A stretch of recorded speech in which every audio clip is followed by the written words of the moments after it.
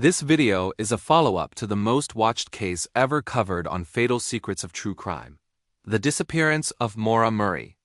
That original video examined the accepted timeline, the known facts, and the theories that have shaped public understanding of what happened on February 9, 2004. The response to that coverage made one thing clear. This case continues to resonate, not because of speculation, but because so many critical questions remain unanswered. This follow-up does not replace that earlier analysis.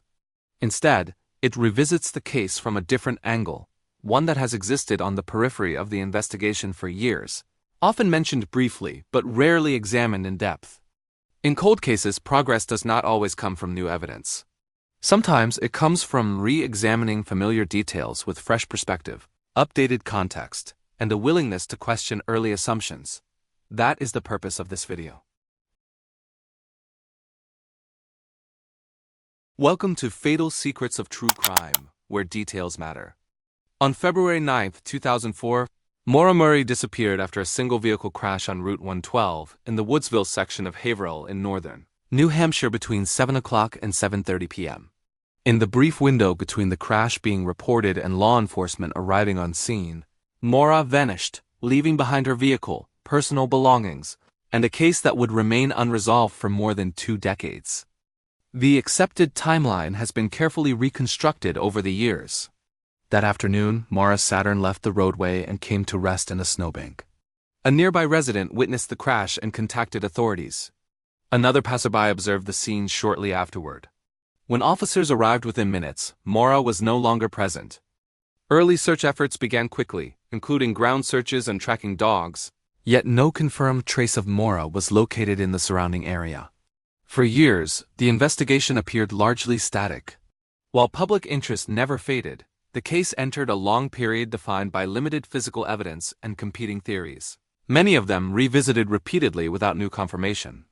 That changed in 2025. As detailed in this channel's original Maura Murray video, new investigative activity brought renewed attention to the case.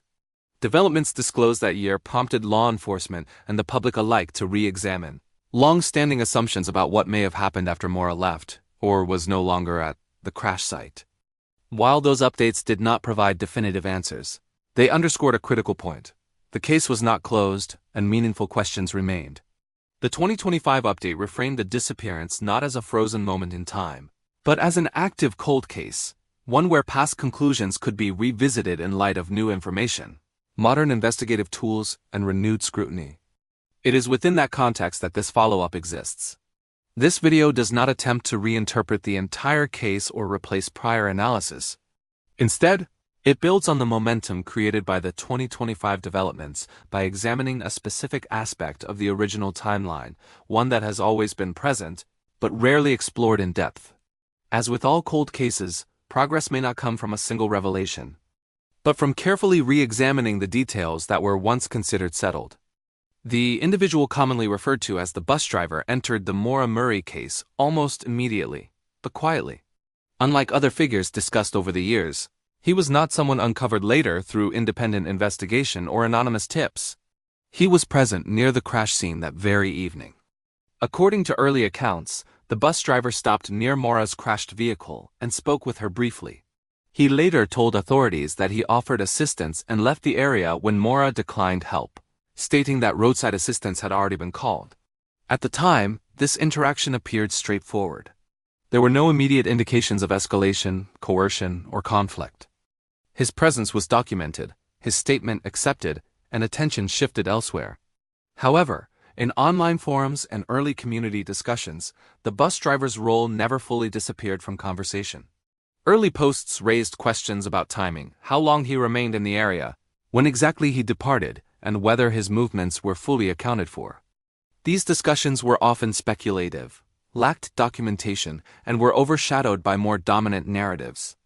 That raises a key question. Why didn't this individual become a central focus earlier? Part of the answer may lie in investigative prioritization. In the earliest stages of a disappearance, authorities often focus on scenarios that appear immediately actionable. When an interaction does not initially present inconsistencies, it can become background information rather than an investigative thread. But background details sometimes deserve a second look. especially when the case remains unresolved. Revisiting this theory begins with a careful re-examination of movement and timing. The bus driver reportedly traveled a known route on the evening of February 9th. Understanding that route, its stops, duration, and flexibility is essential when reconstructing the narrow window in which Maura disappeared. Even small timing discrepancies can matter when minutes define the boundary between visibility and disappearance. Equally important are the statements attributed to the bus driver over time. Public summaries of his account tend to be concise, often repeating the same core points without extensive elaboration. While consistency can be reassuring, it can also obscure unasked questions, details that were never probed deeply because no immediate concern was identified. Some researchers have noted that descriptions of the interaction vary slightly depending on the source recounting them. These variations are not necessarily contradictions, but they do suggest that the narrative has been simplified over time. Geography also plays a role. The crash site's isolation, combined with limited lighting and sparse traffic, creates a unique environment. Examining how close the bus driver's residence, usual stops, or travel routes were to potential paths away from the scene helps contextualize opportunity not as accusation, but as analytical necessity.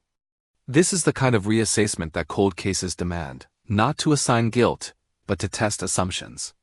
A central challenge in re-evaluating the bus driver theory is the question of alibi verification.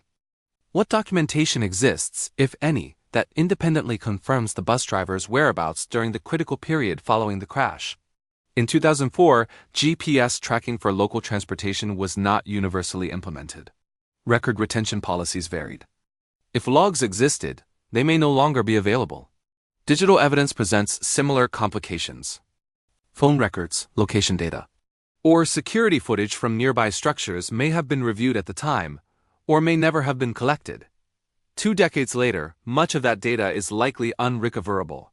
This creates an investigative gap. The absence of records does not imply misconduct.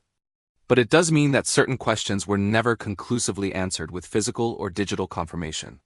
However, cold cases sometimes benefit from modern approaches applied to old information. Timeline reconstruction, statement comparison, and contextual analysis can still reveal patterns or confirm that none exist. The difficulty lies not in proving a theory, but in responsibly determining whether it warrants further attention. If renewed examination of this theory gains momentum, it could influence how remaining investigative resources are allocated, not by overturning conclusions but by reprioritizing unresolved questions. For authorities, this might involve revisiting archived interviews, clarifying ambiguous statements, or determining whether corroboration was ever formally documented. For the public, it means engaging thoughtfully, separating verified facts from conjecture and understanding that speculation can carry real-world consequences. Maura Murray's disappearance continues to resonate because it resists resolution. Every unanswered question remains part of a larger narrative shaped by early decisions, limited evidence, and the passage of time. If you have information that is factual, documented, and relevant to this case, it matters. And if nothing else, continued attention ensures that Maura's story is not forgotten. Because in cold cases, progress is often incremental, built not on certainty, but on persistence. Thank you for watching Fatal Secrets of True Crime, Real Crimes, Hidden Truths, and the Secrets They Tried to Bury. Please like, comment, and subscribe. Your support helps keep these stories alive and the pressure on for answers. Till next time, remember, every secret eventually comes to light.